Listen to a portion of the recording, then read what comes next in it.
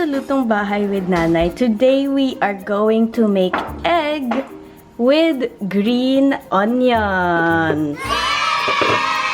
Okay, so for starters, ang kasama nito is 6 pieces of egg and chopped green onions.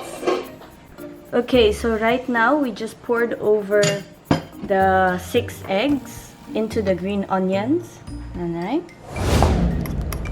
Okay, and mixing it all together.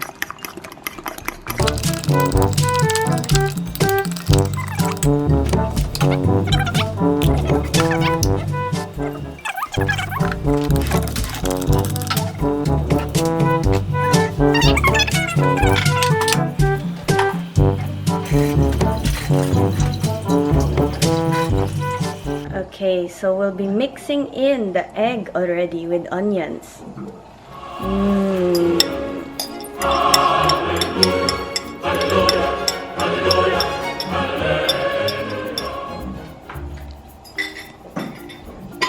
Mama, Nana, it needs to be mixed well, yung ibang parts. Yeah. Oh, is that a style na parang medyo, ano siya? Runny?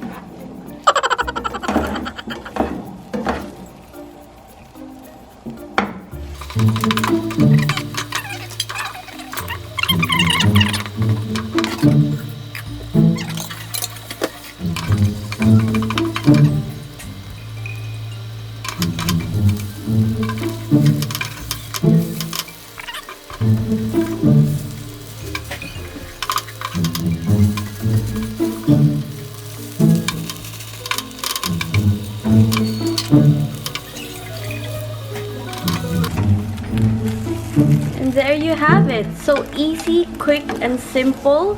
3-minute egg with onions. Thank you for watching this video. I'll see you in the next one with Lutong Bahay with Nanay. Make sure to subscribe.